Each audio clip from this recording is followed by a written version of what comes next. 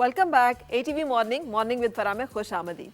हम पाकिस्तानी बहुत रिजिलियंट ने कौम है और इसका अंदाज़ा होता है हमें जब हम देखते हैं कि कितनी ही मुश्किलात हों, कितनी ही आजमाइशें हों, कितने ही कठिन जो है वक्त हो, पाकिस्तानी जो है जब अपना नाम पैदा करते हैं, प्रूव करते हैं, कोई अवार्ड विन करते हैं तो कितनी एक खुशी होती है। हम सबको मालूम है कि हालात जो हैं बाज़ औक़ात नहीं सूटेबल होते, वो फैसिलिटीज़ अवेलेबल नहीं होती। मेरे आज के मेहमान जो हैं वो भी इसकी बेहतरीन मिसाल है। और अगर आपको याद हो कुछ अर्से पहले हमने इनसे मुलाकात की थी और इन्होंने बताया था कि एक इवेंट में जाने वाले हैं, लेकिन अब ये उस इवेंट को जीत के आए हैं। ये एक इंटरनेशनल टूर्नामेंट जिसमें कि 45 दुनिया के ममालिक जो हैं वो शरीक थे और उसमें उन्होंने गोल्ड मेडल जो है विन किया। ये पाकिस्तान के लिए यकीनन एक बहुत बड़े एजाज़ की बात है कि विजुअली इम्पेयर्ड आर्चरी की जहाँ बात होती है पाकिस्तान उसमें गोल्ड मेडलिस्ट है और पाकिस्तान विनर है।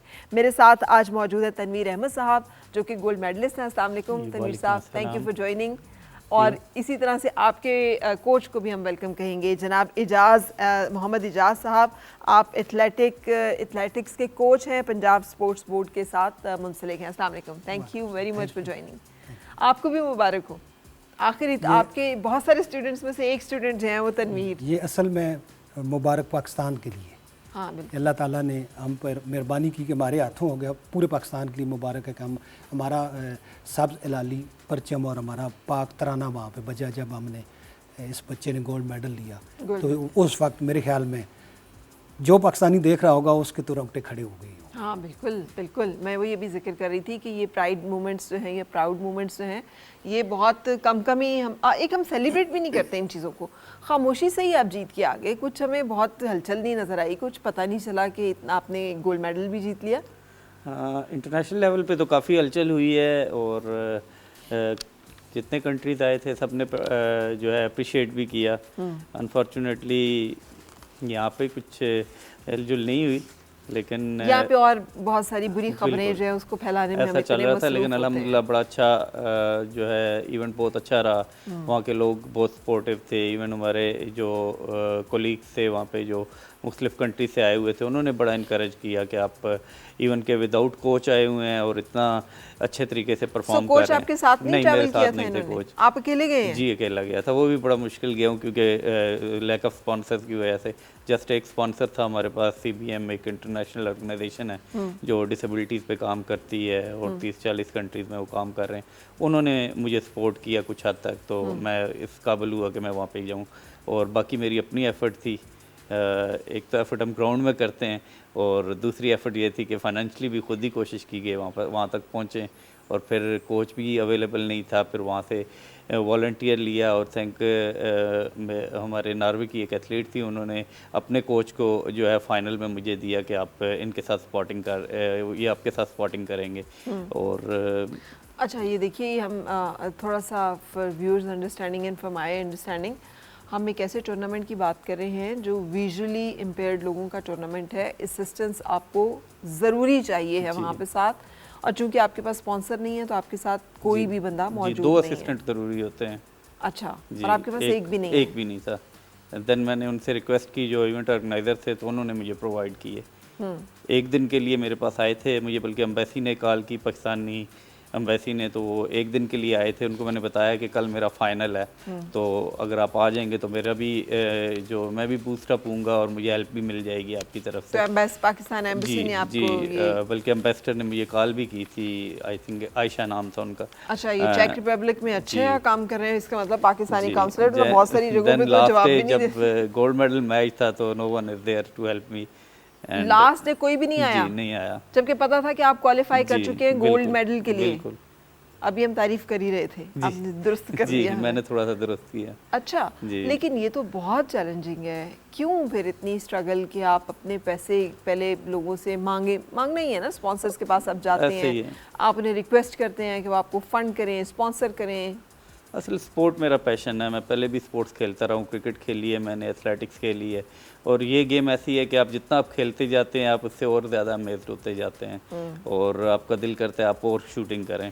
तो हम तो अपने पैशन की वजह से जाते हैं और देन पाकिस्तान के लिए एक प्राइड लेके आए हैं, तो ये और ज़्यादा इनकरेजिंग है और हमें बूस्ट अप करता है कि हम मज़ीद इसको आगे लेके चलें। अरे क्या फीलिंग थी उन तमाम प्लेयर्स की जिनके साथ 2-2 लोग जो हैं हर मुल्क से आए हुए थे और सिर्फ 2 लोग वो थे जो उनके साथ थे, बाकी भी बैकएंड पे जी, टीम भी बिल्कुल। होगी उनके साथ, कोई ना कोई एक स्क्वाड होगा पूरा, जी। और आप अकेले पाकिस्तान से गए हुए, तो क्या फील करते होंगे पाकिस्तान के बारे में और पाकिस्तान की स्पोर्ट्स फैसिलिटीज़ के बारे में और यहाँ की मैनेजमेंट एंड अथॉरिटीज़ के बारे में? तमाम लोग जो है वो बड़े जो है वो सरप्राइज थे कि आप मैं इससे पहले भी 2-3 इवेंट विदाउट कोच खेल चुका हूँ और उन्हें पता है कि ये अब आता है तो ये कुछ ना कुछ करके जाता है और अगर ये अपनी जो इसकी एबिलिटी है इसके मुताबिक खेले तो ये किसी को जो है वो अपने करीब नहीं आने देता। और वही हुआ कि जब मेरा रैंकिंग राउंड होता है जिसमें 72 एरो शूट करने होते हैं तो लास्ट जो 12 एरो रहते थे उससे पहले जो मेरा अपोनेंट था फाइनल में वो मुझसे आगे जा रहा था, लेकिन जो सेकंड लास्ट शूट था उसमें मैंने तकरीबन 4 येलो मारे और येलो मारने का मतलब ये है कि आप in the centre of the target shoot कर रहे हैं। तो वो बड़ा सरप्राइजिंग मेरे लिए भी था कि मैंने इतना अच्छा शूट किया। उस शूट की वजह से मैं जो है रैंकिंग में टॉप पे आ गया। अच्छा, तो और ये डायरेक्टली इत्तफाकन हुआ था या कुछ आपने कुछ नहीं, इसके पीछे बहुत सारी मेहनत है, हमारे कोचेस की मेहनत है और आपको फील्ड में बहुत सारा टाइम गुजारना पड़ता है, आपकी फैमिली सफ़र कर रही होती है, आपको बाकी चीज़ों को छोड़ के और अपनी गेम की तरफ फोकस करना होता है और अल्हम्दुलिल्लाह इसके लिए टाइम दिया है। पिछले 3-4 माह जो मैंने ट्रेनिंग की उसका मुझे रिवार्ड मिला। तो वो ट्रेनिंग आप मोहम्मद इजाज साहब के साथ करते रहे? जी जी। अच्छा, इजाज साहब ये मतलब बड़ा अनफॉर्चुनेट है, मैं ये कोई पहली दफ़ा नहीं है, कोई पहली दफ़ा नहीं मैं सुन रही तनवीर साहब जो कहानी सुना रहे हैं कि हमारे हॉकी तक का हमारा जो नेशनल गेम है उस तक कोई इन मसाइल का सामना करना पड़ता है कि टूर्नामेंट खेलने के लिए फ़ी नहीं होती या फंड्स नहीं होते या प्लेयर्स के लिए टिकट्स नहीं होती या उनके स्टाइपेंड्स नहीं आते या उनको चीज़ें नहीं मिलती टाइम पे। सो ये तो बहुत बदकिस्मती की बात है।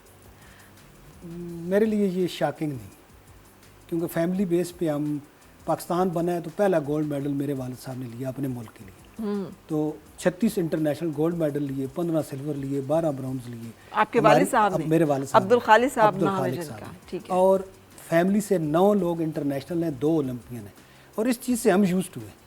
और ये जब मुझसे तनवीर लोगों वाला काम मुझसे अल्लाह पाक ने मतलब अच्छा, लेना था। ये तस्वीरें जो चल रही हैं ये आपके वालिद साहब की चल रही हैं। ये फर्स्ट बर्ड पे ऑफ खड़ी है। एशिया का टाइटल अब्दुल खालिक साहब को दिया गया था, ये 1954 में ये जवाहर लाल नेहरू ने साहब। इन्होंने पहला जो गोल्ड मेडल पाकिस्तान के लिए first ever gold medal in the history of athletics जो है वो जो या हिस्ट्री ऑफ स्पोर्ट्स जो विन किया था वो इन्होंने किया था, आपके वालिद साहब ने। जी, ये जो तस्वीर अभी चल रही थी, मिल्खा सिंह सेकंड पे आ रहे हैं, फर्स्ट पे खालिद साहब जा रहे हैं। ये बाग मिल्खा बाग फिल्म भी बनाएगी। मेरे वालिद साहब का किरदार 2009 में उन्होंने मुझसे इजाज़त लेके उसमें डाला। बाग मिल्खा बाग फिल्म अगर आप देखें तो उसमें बड़ा हाईलाइट किया गया कि अब्दुल खालिक इतना बड़ा एथलीट था कि मिल्खा सिंह एक दफ़ा जीत गया, सो वो बहुत बड़ा एथलीट बन गया कि बहुत बड़े एथलीट को जीता। यानी इतनी हिस्ट्री हमारी अच्छी है पाकिस्तान की। ब्लाइंड आर्चरी पे मैं ज़्यादा बात करूँगा इस सेंस में कि अल्लाह ने हमसे कराना था, मुझसे और तनवीर से दोबारा अल्लाह ताला ने ये काम लेना था, तो ये क्रेडिट जाता है फीमेल सेक्टर में। तो मैं क्योंकि ऐसी नस्ल से तल्लक रखता हूँ, मैं कहता हूँ जिसका क्रेडिट है वो हिस्ट्री नहीं ज़ाया होनी चाहिए। किसको क्रेडिट जाता है? फीमेल सेक्टर, पाकिस्तान के फीमेल सेक्टर को ब्लाइंड आर्चरी का क्रेडिट जाता है। अच्छा, क्योंकि जब मैंने शुरू की तो government post graduate college Rawalpindi में डॉक्टर आलिया सोहेल प्रिंसिपल थी, तो उन्होंने मुझे कहा कि हैंडीकैप बच्चों के लिए कुछ आप करें। तो मैंने 6 महीने सोचा कि अलग सा क्या करूं। तो एक दिन मेरे दिमाग में घुस गई बात कि चलो जिस बंदे को नज़र नहीं आता उससे निशाना लगवाते हैं। मैंने उसी कॉलेज में बात की, वहाँ पर डायरेक्टर स्पोर्ट्स थी मैडम सफूरा चमी साहिबा। मैंने कहा कोई ब्लाइंड बच्ची मिल जाएगी, तो वो एक बच्ची मेरे पास लाई, उसका नाम था सादिया नूरीन, उसका तल्लक तहसील गुजर खान से है। ये असल काम अल्लाह के बाद उस सादिया का है कि पहली बच्ची जो मिली, जब मैंने उससे क्वेश्चन किया कि मैं ये काम करना चाहती हूँ, वो कहती है सर मुझे तो नज़र ही नहीं आता, आप करना क्या चाहते हैं। मैंने बोर्ड के ऊपर हाथ ऐसे फिरवाया उसको, वो उसको पकड़ाई, फिर एरो दिखाया, मैंने कहा ये रस्सी है, ऐसे करके ऐसे यहाँ से आपने छोड़ना है, ये उस पर लग जाएगा तो ये आर्चरी हो जाएगी। और उसका पहला फिक्रा मुझे आज भी मेरे दिमाग में घूमता है। उसने कहा सर मैं करूँगी, आप बताते जाएं। वो पहला स्टेप था पाकिस्तान की हिस्ट्री के लिए। और उसमें मैंने वो उधार मांगी थी किसी से, 4 एरो मैंने किसी से उधार मांगे थे।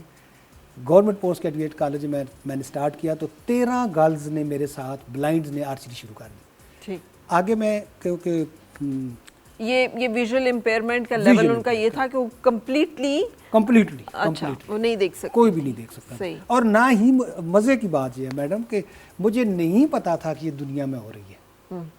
मैंने तो अपनी तरफ से एक इन्वेंशन की अपनी समझ के मुताबिक। ठीक है। फिर डॉक्टर आलिया सोहेल को ही मैंने कहा कि आप एक ऐसा फंक्शन जो हम स्पोर्ट्स का कर रहे हैं उसमें मैं ये सेट लगा के इनसे एरो कराना चाहता हूँ। वो कहती हैं करा दे। कह तो मैं बैठा, रात सारी मुझे नींद ना आई। मैंने कहा सुबह पता नहीं क्या मेरी मजाक बनेगी कि ये अंधी बच्चियों से निशाने लगवा रहा है, ये क्या इसने कोई ड्रामा ऐसे बनाया बच्चे हुआ है। जो कि विजुअली इम्पेयर्ड हैं। अगर मुझे सेंस होती कि ये हो रही है दुनिया में फिर तो मैं दिलेर होके आता।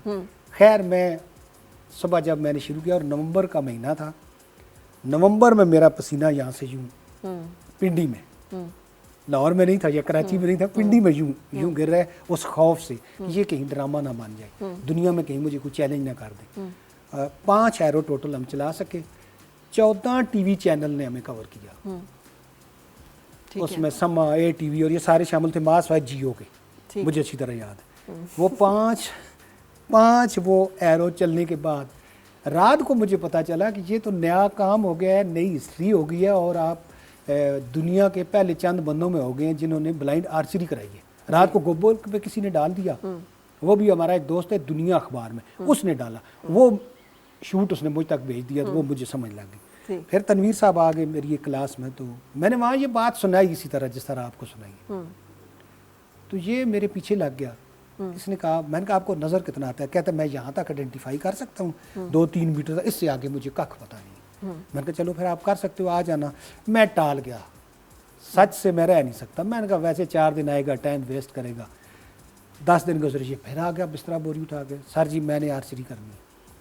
6 महीने मैंने इस लोहा इसका मैंने गर्म किया। कैसे? मैं इसको लालच दे के छोड़ देता। मैं चाह रहा था कि ये ऐसे हो जाए, क्योंकि मुझे पता था ये बहुत सख्त काम हो गए और ये आम काम नहीं है। और बाकी इसने साबित किया कि मैं करूँगा। मैंने कहा जब मुझे समझ लगी एज अ कोच, एक ख़ानदानी तौर पे भी अल्लाह ने हमें एक इल्म दिया हुआ है, मुझे समझ लगी कि ये बंदा करेगा। तो मैंने कहा तनवीर बच्चे अब आ जाओ। फिर हमने शुरू कर दिया। फिर मैंने इसको सिखाने के लिए चंद दोस्त भी ये ले आया, तो मैं अपने आँखों पे पट्टी बांध के मैंने एरो लगाने शुरू किए। फिर मुझे इदराक हुआ कि मेरी कोचिंग कैसे सेट हो गई। और जब मैंने आँखों पे पट्टी बांधी तो एक टाइम ऐसा आया कि मुझे यूँ फील हुआ कि ना मैं दुनिया में हूँ ना कहाँ हूँ, मतलब जाहिर है। फिर एक जुगनू सा वाक़यातन, मैं जैसे आंखें बांध कर कभी कभी तारे से नज़र आते हैं, कभी चक्कर आए तो वो भी आते हैं, तो मुझे एक जुगनू सा नज़र आया। उस जुगनू के बाद मुझे कभी इन लोगों पर मेहनत नहीं करनी पड़ी। अच्छा। मुझे अल्लाह ने इदराक दे दिया कि ये फील क्या करते हैं। अब मैं इनकी फीलिंग से कराता हूँ। इस वक्त 100 से ज़्यादा आर्चर हैं हमारे पास, तो उसमें सबसे बड़ा क्रेडिट वलीद अजीज़ और तनवीर अहमद को और हमारे एक दोस्त हैं तारक साहब। लेकिन ऐसा क्यों है? आपने कहा कि आप भी फेमिलियर हैं इस बात से कि आपकी मतलब पाकिस्तान का पहला गोल्ड मेडल आपके वालिद ने विन किया, ओलंपियंस हैं आपकी फैमिली में, लेकिन ये जो एक रवैया है कि हमारे यहाँ मतलब जो टैलेंट है उसकी कदर नहीं है, या ऐसे लोग जिनको की ज़रूरत है फंडिंग की उनके पास फंडिंग नहीं है, ये मतलब ये रवैया क्या है? ये खुली बात करनी चाहिए, आखिर जान भी देनी है। हमारा सिस्टम इस काबिल ही नहीं है। हमारा सिस्टम मानता है सिर्फ डंडे को, हमारा सिस्टम मानता है जोरावर को, हमारा सिस्टम टैलेंट को नहीं मानता। आप इतना देख लें कि बगैर कोच के, मैं नहीं कहता, अल्लाह ताला मुझे माफ़ करे, इसमें मेरा कोई क्रेडिट नहीं, इसका क्रेडिट है, बगैर कोच के एक बंदा खेला है। और गौरव ने इस पर क्वेश्चन किया है कि क्या एक्सरसाइज आपके कोच ने आपको करा दी, हमें भी बता के तू अकेला खेलने आ जाता है और हमारे लिए मुसीबत बना हुआ है। इस पर सवाल किया गया। क्या जवाब दिया इस सवाल का? हाँ, मैं फाइनल की बात है, मेरे साथ जॉर्ज थे नॉर्वेजियन कोच ना, तो वो मेरे पीछे खड़े, तो उन्होंने स्टैंड मेरा सेट कर दिया, कहते हैं ये सेंटर में है। तो मैं जैसे ही टच करने लगा हाथ को, तो मैंने कहा ये सेंटर में नहीं है। कहता है हाउ डू यू नो, आपके आइज़ पे ब्लाइंड फोल्ड है, आप कुछ नहीं देख रहे, तो आप कैसे कहते हैं ये सेंटर में नहीं है? मैंने कहा मेरी जो एडजस्टमेंट है बॉडी की, वो उस मेरा स्टांस कंप्लीट नहीं हो रहा, जिस तरह मेरे कोचेज ने मुझे सेट किया है वो कंप्लीट नहीं हो रहा, आप मेरे फुट लोकेटर को थोड़ा पीछे करें। तो उन्होंने फुट लोकेटर को पीछे किया और मैंने शूट किया, और पहले ही एरो मेरा पहले ही एरो जो है वो मेरा येलो में जाके लगा। तो वो कहता है अमेजिंग। तो ये कोचिंग किधर से है? मैंने कहा ये लंबी कहानी है, मैं आपको बताऊंगा। तो बाद में उनको मैंने ब्रीफ किया कि ये मेरी कोचिंग है, मेरे टीचर मेरे उस्ताद हैं जिन्होंने मुझे सिखाया है।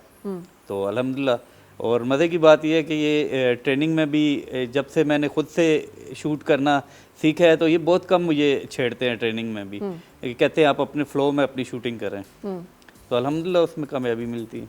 मैं दूर बैठ के देखता रहता हूँ, छेड़ता नहीं हूँ। जहाँ जहाँ को फील होता है बाद में कहता हूँ। अभी जब ये फाइनल खेल रहा था तो वो मैसेज मेरे पास मौजूद है। मैंने इसको टेलीफोन पे वॉइस मैसेज छोड़े कि अब आपने ऐसे करना है तो दिलेर हो जा, तू जीत गया है। वक्त अभी कंपटीशन चल रहा है तो ये उसको अंडरस्टैंड कर रहा है। ये अल्लाह ताला की देन है। तो मैं कहना ये चाह रहा था, 1 मिनट अगर मुझे मिल जाए, कि एक शख्स वो वक्त देखने के काबिल था। मुझे अब भी आंसू आ रहे हैं कि जब इसको अनाउंसमेंट करके बुलाया गया तो सामने हमारा झंडा लगा हुआ था और हमारा तराना बाज रहा था।